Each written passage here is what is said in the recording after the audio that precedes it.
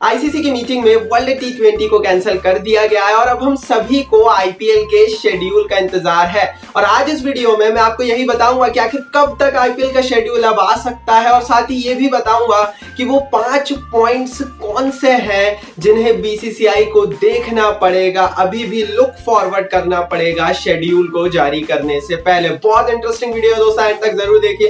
दोस्तों हमारी टीम ने बहुत रिसर्च की इस वीडियो को आप तक पहुंचाने के लिए। आप हमें थोड़ी सी हेल्प कर सकते हैं, आपको पैसे नहीं देना है। अगर आप भी आईपीएल के फैन हैं तो एक लाइक जरूर दीजिए, यहाँ कहीं नीचे से लाइक के बटन को अभी हिट कीजिए और चैनल को सब्सक्राइब नहीं किया है तो जल्दी जल्दी चैनल को सब्सक्राइब कीजिए। दोस्तों पहला बड़ा पॉइंट जो अभी बीसीसीआई को देखना पड़ेगा शेड्यूल जारी करने से पहले वो है दोस्तों दिवाली वीकेंड इशू।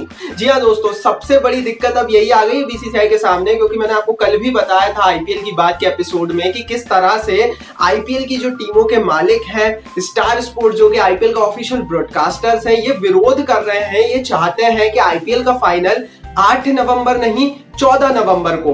अब इतना आगे लगभग आप ये बोल सकते हैं 6 दिन आगे खींच पाना थोड़ा सा मुश्किल हो रहा है बीसीसीआई से, लेकिन ये सारे लोग चाहते हैं कि 14 नवंबर को दिवाली का वीकेंड भी रहेगा, कमाई ज्यादा हो सकती है, एड रेवेन्यू कमा सकता है बीसीसीआई, साथ ही ये टीमें भी कमाएंगी। तो इसको लेकर अभी ये कंफ्यूजन है और अभी हमें पता नहीं है कि फाइनल कब होगा। जब तक हमें फाइनल की डेट नहीं पता हम शेड्यूल कैसे ला सकते हैं। तो 1-2 दिन में ये इशू शॉर्ट हो सकता है और इस इशू के जाने के बाद ही शेड्यूल आएगा, क्योंकि सबसे बड़ी चीज यही है ना कि स्टार्टिंग तो हमें पता है 26 सितंबर से होगी, लेकिन एंड कब होगा उस पर ये कंफ्यूजन 2 दिन से क्रिएट हो गया है। दोस्तों दूसरा बड़ा पॉइंट जो बीसीसीआई को कंसीडर करना पड़ेगा वो है गवर्नमेंट परमिशन।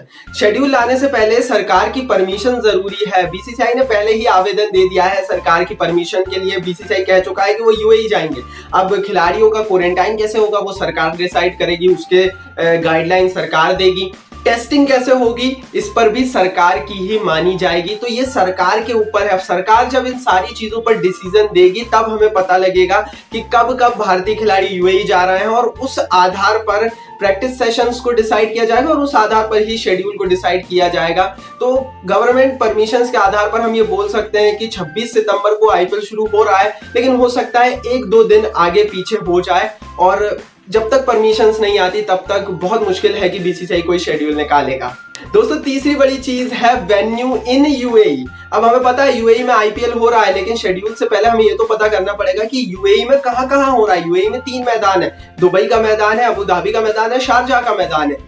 जो बायोसेफ एनवायरनमेंट बन रहा है वो दुबई स्पोर्ट्स कॉम्प्लेक्स में बन रहा है, जहां पर सिर्फ एक दुबई का ही मैदान है। क्या अबू धाबी में भी होगा, क्या शारजाह में भी होगा, ये अभी तक तय नहीं है। तो बीसीसीआई अभी ये भी देखेगा कि यूएई में हम करा तो रहे हैं पर कितने मैदानों पर कराएं, सिर्फ दुबई में कराएं या तीनों मैदानों पर कराएं। और जब तक आप ये डिसाइड नहीं करते, हालांकि कोई बड़ा इशू नहीं है, 2-3 दिन में वो डिसाइड हो जाएगा, लेकिन उससे पहले तक शेड्यूल आता हुआ नजर नहीं आ रहा है। दोस्तों चौथी बड़ी चीज जो कंसाइडरेशन होगी शेड्यूल से पहले वो है विदेशी प्लेयर्स। दोस्तों भारतीय खिलाड़ियों का तो हमें पता है कि कुछ अगस्त में जाएंगे, कुछ सितंबर में जाएंगे, इस तरह के नियम अनुसार जा सकते हैं, आप टेस्ट करा सकते हैं और सारी चीजें ब्ला चीजें आप कर सकते हैं। लेकिन विदेशियों का क्या?